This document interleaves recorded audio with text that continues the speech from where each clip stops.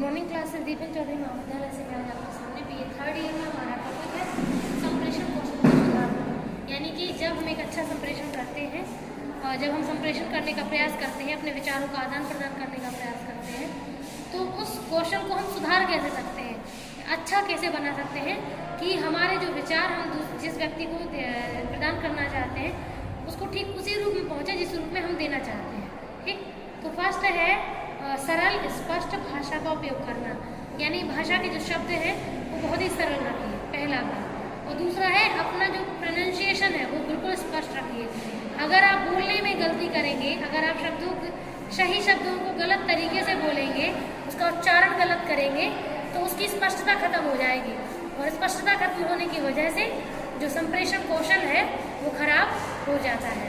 तो सबसे मेन और सबसे बढ़िया पॉइंट है ये, क्योंकि देखिए स्टेट के अकॉर्डिंग भाषा तो चेंज होती है, मानते हैं, लेकिन अगर भाषा आप सही नहीं बोल रहे हैं, ठीक, मान लीजिए आपकी भाषा का प्रयोग आप सही नहीं कर रहे हैं, शब्दों का सही आप स्पष्ट रूप से प्रोनाउंसिएशन नहीं कर रहे हैं, तो वो चीज़ें जो है कहीं ना कहीं संप्रेषण क्रिया को प्रभावित करेंगी। नेक्स्ट है सक्रिय एकाग्र श्रोता बनना। आप तो जानते हैं बोल तो हर कोई सकता है, सुनने की क्वालिटी सभी में नहीं होती है। तो जो व्यक्ति एक अच्छा श्रोता बन सकता है वो जीवन में एक अच्छा वक्ता भी बनता है, ऐसा कहा जाता है।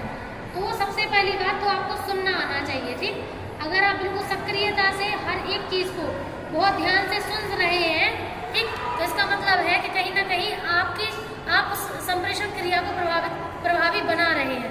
ठीक, क्योंकि अगर बोलने वाला तो बोल रहा है, आपको सूचना दे रहा है, लेकिन अगर आप लेंगे नहीं तो संप्रेषण कैसे प्रभावी बनेगा?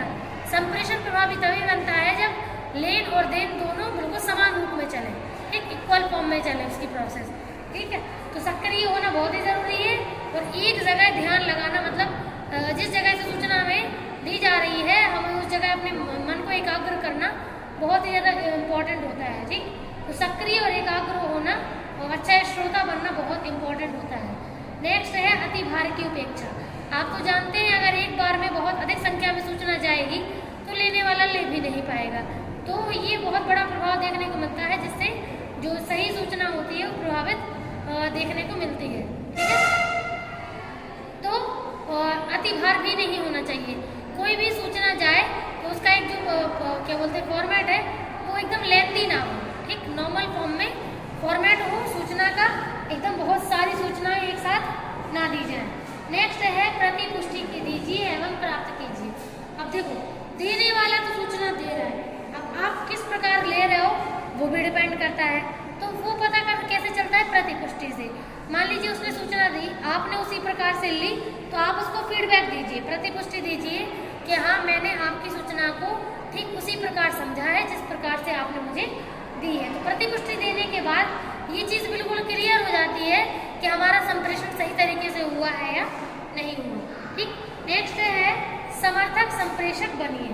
ठीक, तो मतलब ये है कि सही संप्रेषक यानी कि बहुत सही और अच्छे रूप में सूचना देने का हुनर आपके अंदर होना चाहिए। अगर आप सूचनाओं का स्वरूप, सूचनाओं का जो रूप है वो सही रूप में नहीं दे सकते हैं, समर्थ रूप में लेन देन नहीं करते हैं विचारों का, तो उस आदान प्रदान के सही न होने पाने की वजह से जो संप्रेषण है उसका जो कौशल है वो प्रभावित होता है। लास्ट है प्रेरणात्मक संप्रेषण कौशल का प्रयोग। ठीक, तो जब भी संप्रेषण होता है तो उसमें प्रेरणा का होना बहुत ही आवश्यक होता है। मतलब है कि अगर मान लीजिए जो संप्रेषण कर रहा है अगर वो प्रेरणा से परिपूर्ण नहीं है, उसके अंदर प्रेरणा की कमी है, तो वो सूचना को उतने प्रभावी ढंग से देगा नहीं। ठीक, अब चूंकि वो देगा नहीं तो सामने वाले की लेने की भी इच्छा नहीं होगी।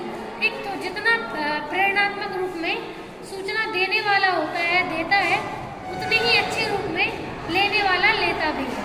ठीक, तो प्रेरणा दोनों व्यक्तियों के अंदर होनी चाहिए, सूचना को देने वाले के अंदर भी और सूचना लेने वाले के अंदर भी, क्योंकि अगर प्रेरणा की कमी होती है तो सामने वाला व्यक्ति उस कार्य के लिए तत्पर नहीं होता है और उससे संप्रेषण बहुत अधिक रूप में प्रभावित हो सकता है। ठीक है, तो ये संप्रेषण के कौशल की को सुधारने की विधियाँ हैं।